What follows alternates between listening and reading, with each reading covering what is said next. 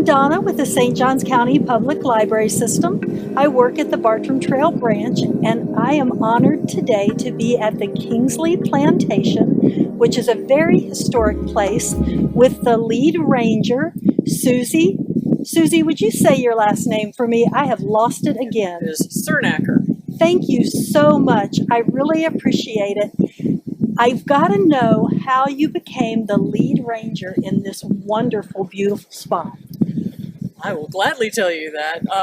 I have always wanted to be a park ranger from like the age of 10. And when I realized that that was the goal of my life's goal, I started pestering every single park ranger I came across. My parents were both school teachers, so we went camping every summer, so I got to go to all of those evening programs and you know, firefly walks and things like that. When I was 14, I was able to get a job as a volunteer at Biscayne National Park. See, I grew up in Miami, and so that was my nearest national park. And I worked there as a volunteer and then as a seasonal park ranger close to 10 years. And I have also worked, I spent a summer at Ozark National Scenic Riverways, which is in Missouri. And then I came back to Florida and worked at DeSoto National Memorial in Bradenton for about 3 years. And then I finally got a permanent job with the Park Service, and I moved up to Richmond National Battlefield Park and Maggie L. Walker National Historic Site in Richmond, Virginia. And so I was there for about 12 years. Next month, on January 3rd, will mark my 10th anniversary of moving here. So January 2011, I came here and fell in love with it the minute I drove through those gates. At Richmond, we had, you know, it was a Civil War park, and we had these historic homes, and the people who lived in those homes also owned slaves. And one year we were very excited. Out at one of the battlefields, we found post holes in the dirt. And we were like, oh, we found where the slave cabins were. And so to come here on my first day of work and find this huge arc of actual cabins was just stunning to me.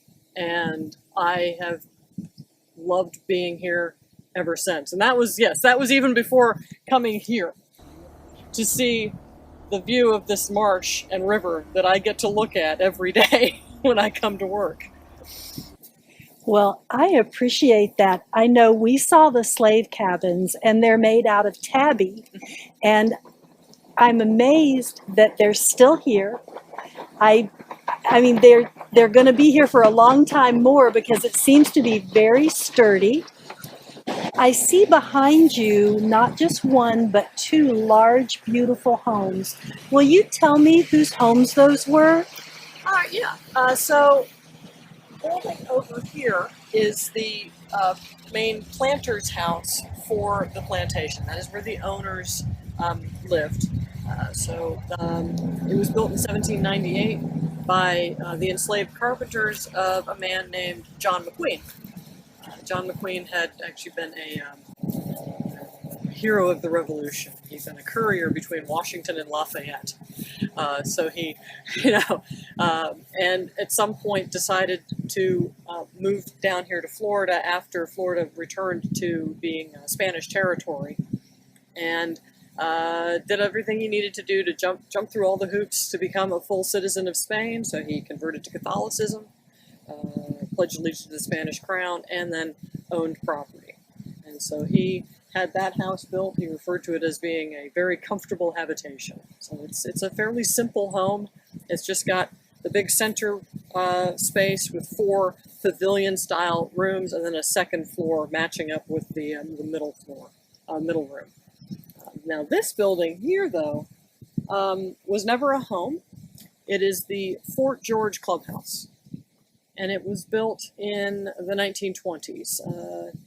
And then there was a fire, and it had to be rebuilt about 1928. So this building and then the Rabot Club, which is owned by the State Park Service, that's on the other side of the island, they were built around the same time period.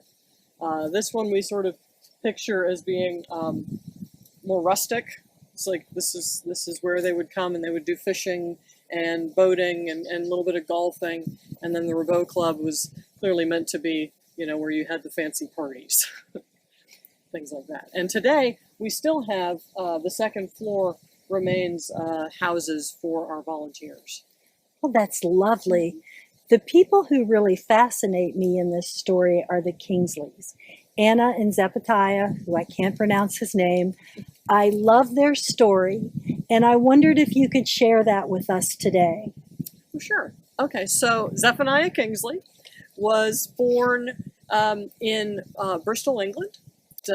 When he was about 10 years old, his father moved him and their very large family to Charleston. And you know, Zephaniah Kingsley Sr. was a linen draper and ship's chandler, so sort of a combination of you know, UPS and Bed Bath & Beyond. And he was a loyalist when the American Revolution broke out, and at some point gets caught smuggling British goods into Charleston and is you know, ridden out of town on a rail, and they wind up having to resettle in Nova Scotia. And when Kingsley Jr. was about 18, he took over the running of his father's shipping business. And he fairly quickly realized that the real money in shipping was in the slave trade. And so he began doing that. And that is where he made all of his money, was in the slave trade. Running back and forth for years across the Atlantic between the Caribbean and, you know, Florida and Georgia and Africa. When he was about 40, he decided that he wanted to become a plantation owner. And so he bought himself a property in what's now the Orange Park area of Jacksonville. And then he went to Cuba to purchase some people to work that property. Cuba was the main slave trading center for the Spanish territories. So he goes there, and that is where he saw a young girl, 13-year-old girl, and sees her and purchases her. Her name was Anta Majigan Jai. Anta was Wolof. She was a member of the Wolof royal family. So she was actually, you know, she was a Lingiri, I believe is the actual term, effectively a princess. Her father was the ruler of the Jolof Empire. That did not protect her when a raid on the city she was in occurred, and she is kidnapped and dragged across Africa and put into a boat and sold into slavery in Cuba. So Zephaniah purchases her and two other women at that time. One of the girls was named Sophie, and we don't know what the name of the third girl was. But he moves them all to the Laurel Grove, the Orange Park property. Anta, he renames her Anna, and she's pregnant with their first child by the time they arrive there at Laurel Grove. And when she's 18, he frees her and the 3 children she had by him at that point. And here's the really interesting part to my mind. She does all of the things that John McQueen had done. She becomes a citizen of Spain in her own right. She purchases property. She converts to Catholicism, has the children baptized into the Catholic faith, and pledges allegiance to the Spanish crown. And so now she, as a black former slave woman, has more rights as an 18-year-old girl than a 40-year-old white woman up in Georgia. Right about that time that she gets freed and buys and becomes a citizen, the War of 1812 breaks out. And there's an offshoot of the War of 1812 that we call the Patriot War. And this is basically a bunch of men went to the President of the United States and said, we are at war with Britain. Britain and Spain are allies. We think that Florida should be part of the United States, so we want to go down and attack St. Augustine so that Britain can't use it as a conduit to attack us through Georgia. And the president basically said, okay, but if anything goes wrong, I don't know anything about this.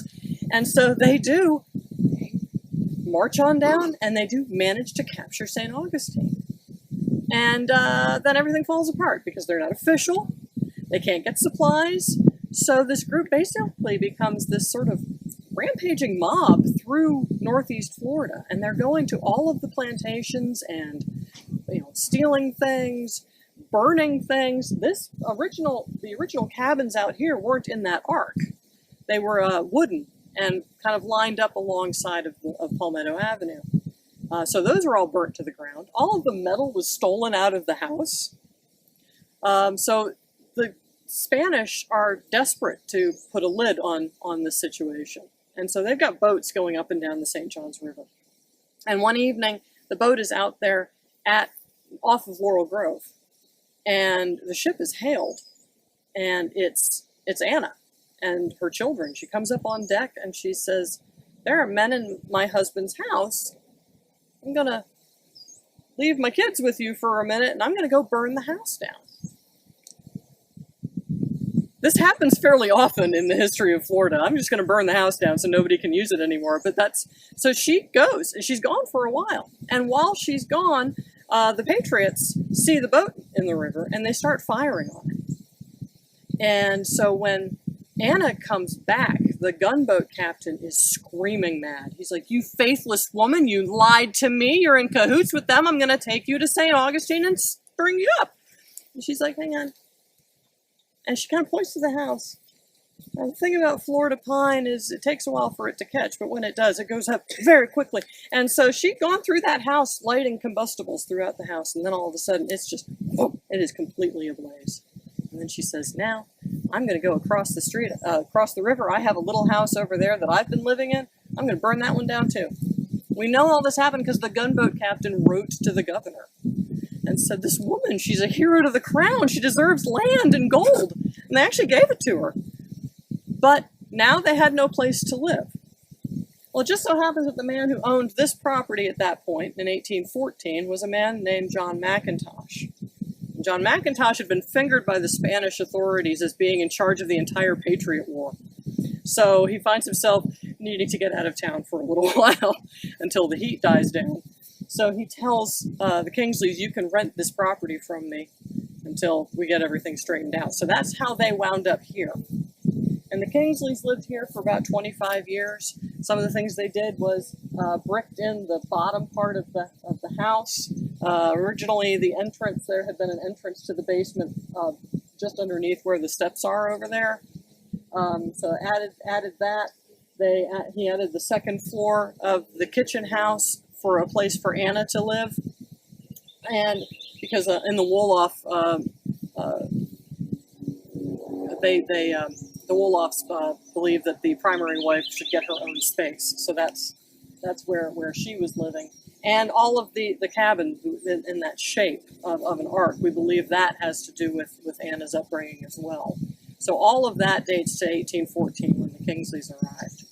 1817, Kingsley buys the property outright, and so they live here for about 25 years. It's just so fascinating. I'm fascinated by how accomplished she was for not just a woman, but a woman of color. And he wrote in a document that she could run the plantation as well or better than he could. And he seemed very proud of her. Yeah. And I really love that. And I love that part of the story. And I really appreciate you sharing all that with us today. Oh, absolutely. This is just a gorgeous property, and I really appreciate your time. And I thank you very much. To the people that are going to see this, if you would like to like, share, or comment, please do so. If you have any pictures of Kingsley Plantation that you've taken, you can post them on our Facebook.